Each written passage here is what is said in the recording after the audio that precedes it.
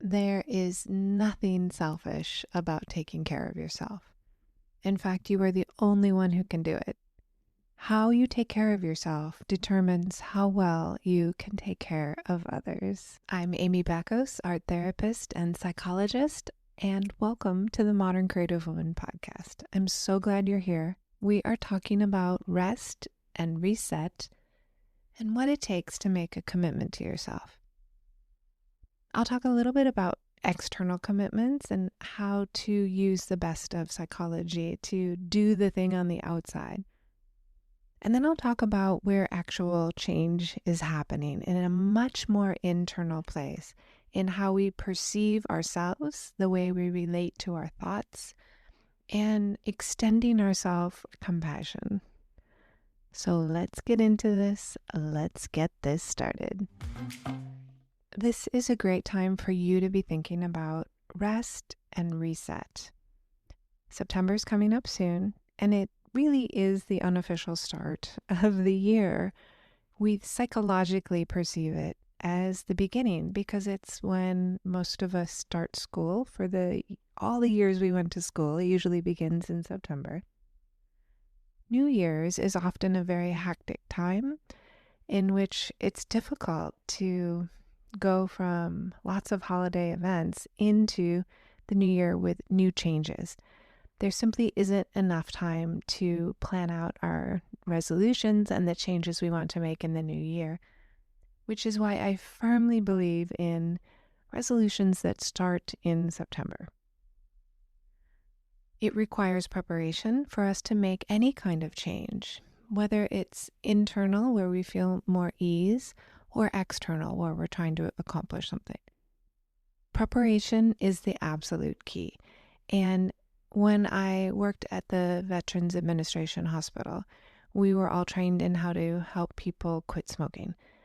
And part of that training included at least a month of preparation, that it takes at least that long to figure out what it is that we want.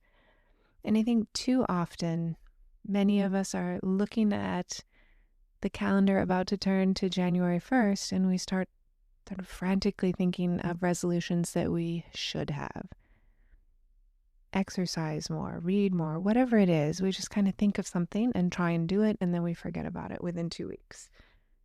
So starting now for September resolution is the most effective key to making resolution last.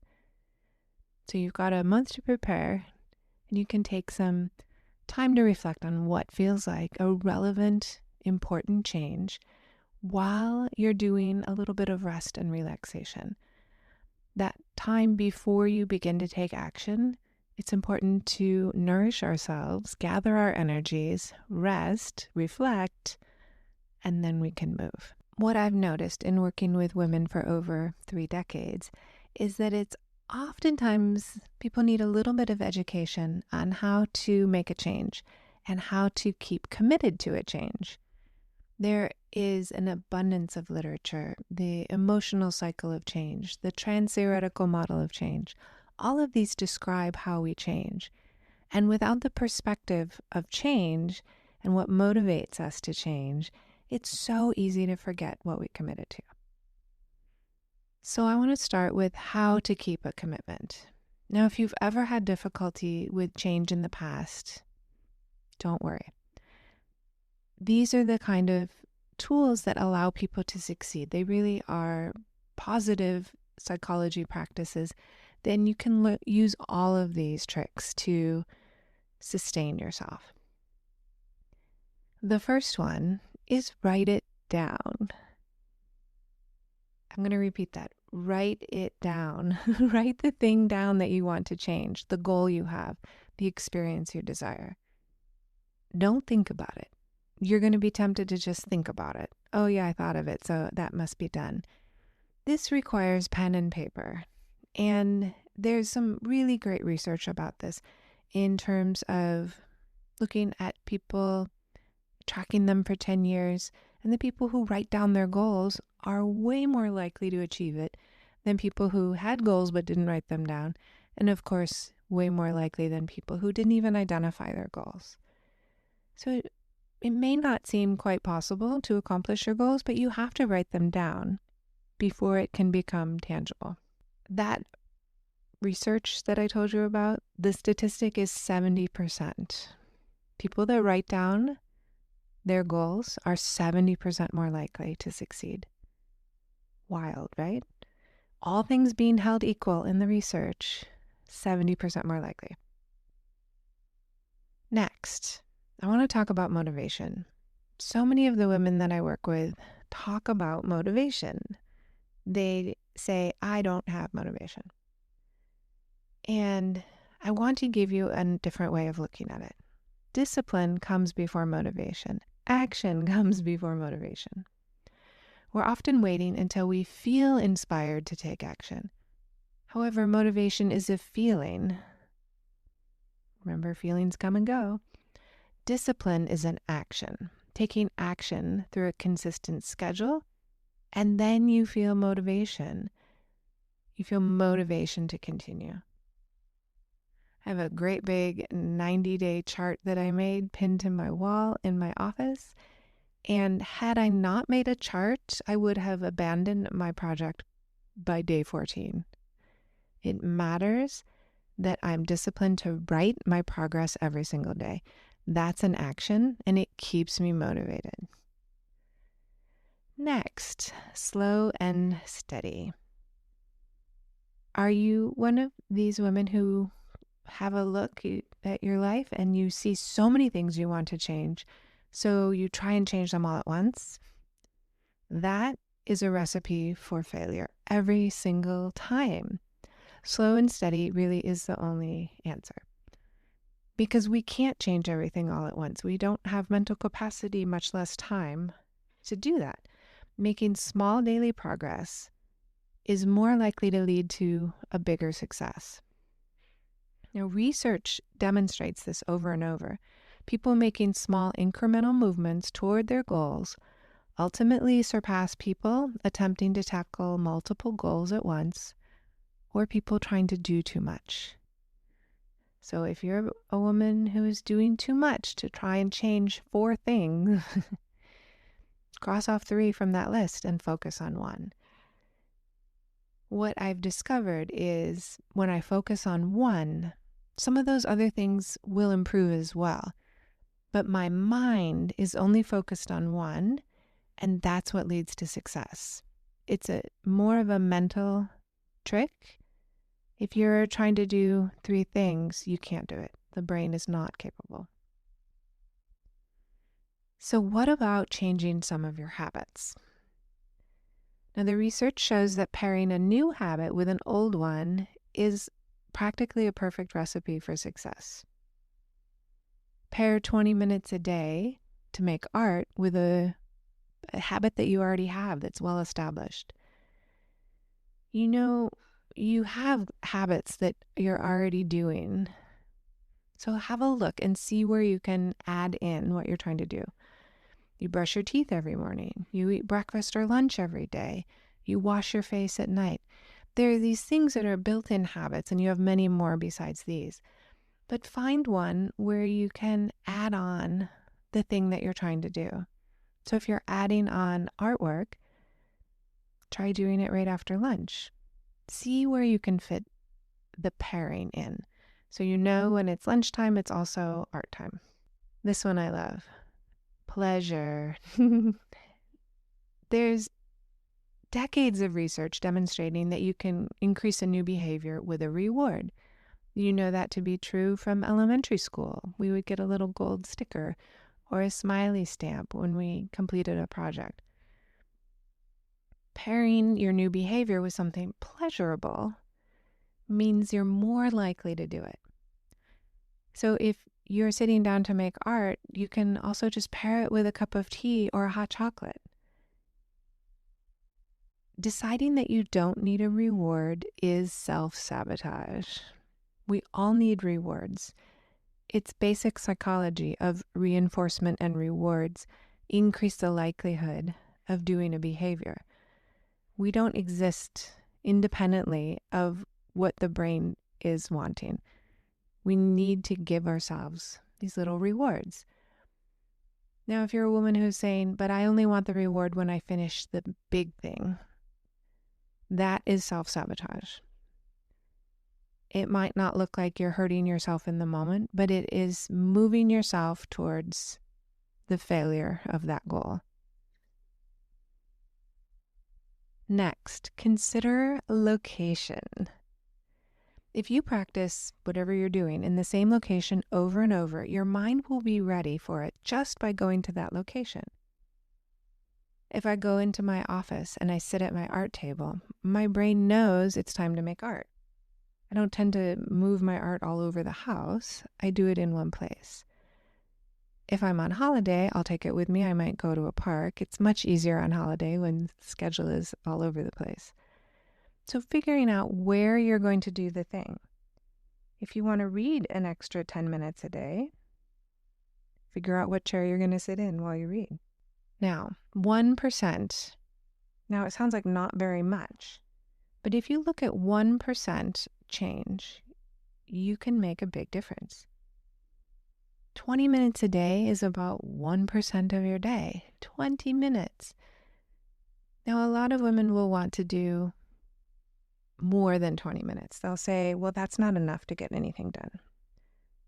And I would argue this point. 20 minutes a day is a 1% increase, so it's small. You don't need to keep going. You finish your reading or your painting, 20 minutes, go ahead and stop. Don't continue for hours. That is also self-sabotage. You overdo it and you're exhausted. Be decisive. When you make your commitment, your goal is to stick to it. So keep resting, rejuvenating. If that's your priority for 1 month, that's great. That's all you have to do. But if you think, well, maybe I should switch my task, I'll change my goal, I'll swap up my resolution for something else, we get into trouble. That is abandoning our original intention. It's self-sabotage, and it's a recipe for not completing your goal. Okay, finally, reading these strategies in the show notes or listening to me talk to you about them is not enough for success. Just learning or consuming this information is not the same thing as taking action. Actual practice is required. Now, please help your mind not self-sabotage, and don't let your mind fool you into thinking you can skip these kinds of steps or you don't need them because you're just going to white knuckle it and go for it. This is really about using the tools at hand that will lead to success. I came across this wonderful quote from Diane von Furstenberg. She says, "You are the one that possesses the key to your being. You carry the passport to your own happiness."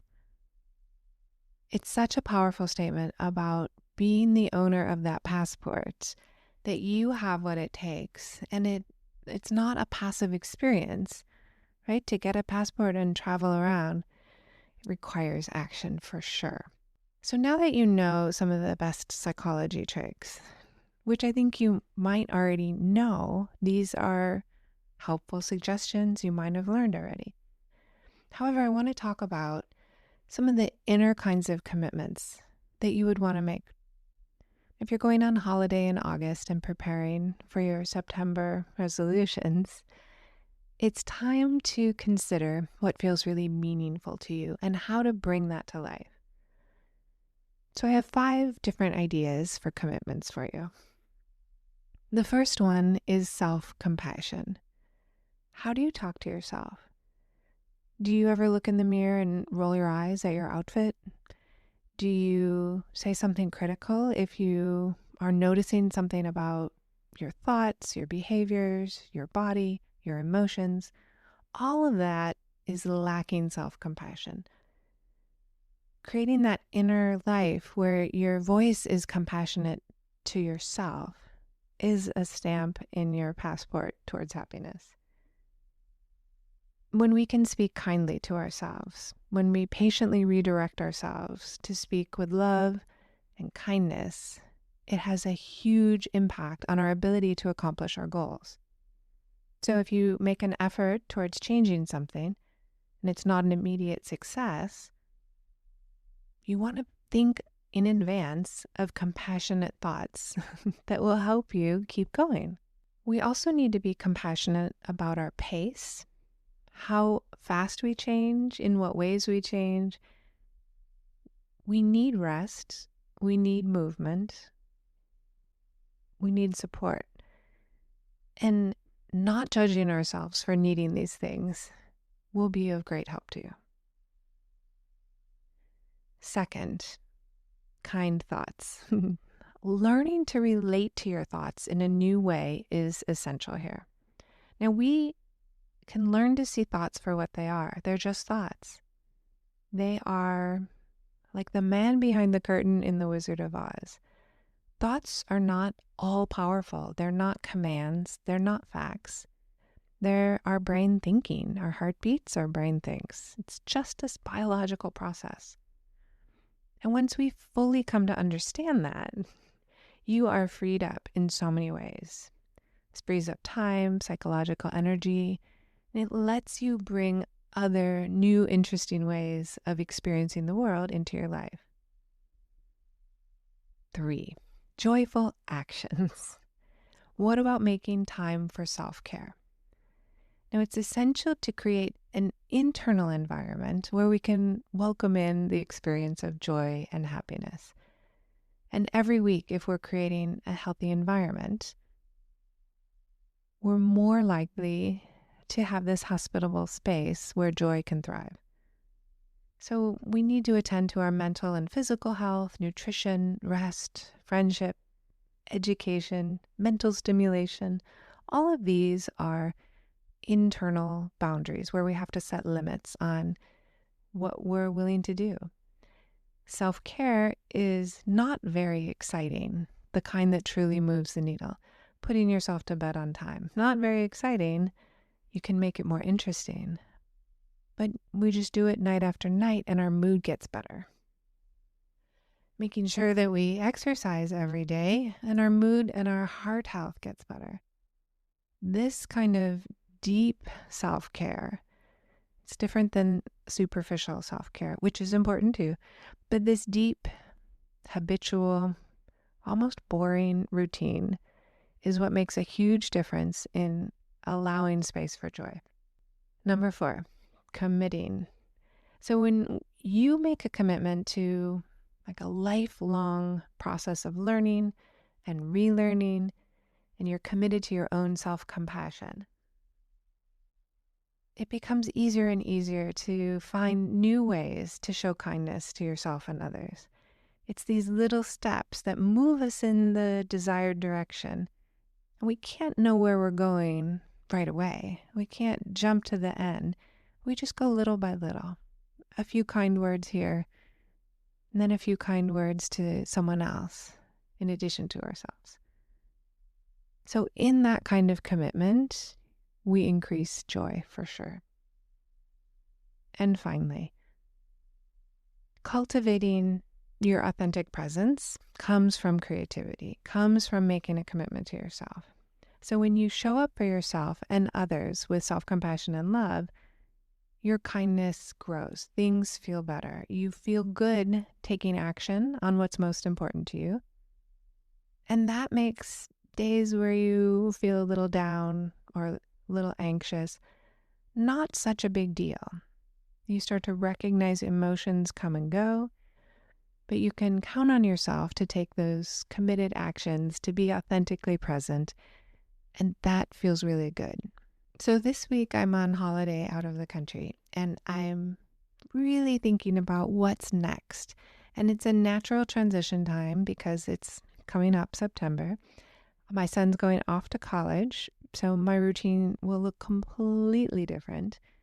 My book is off to the publisher, so the labor involved in that over the next few months is much smaller than it has been.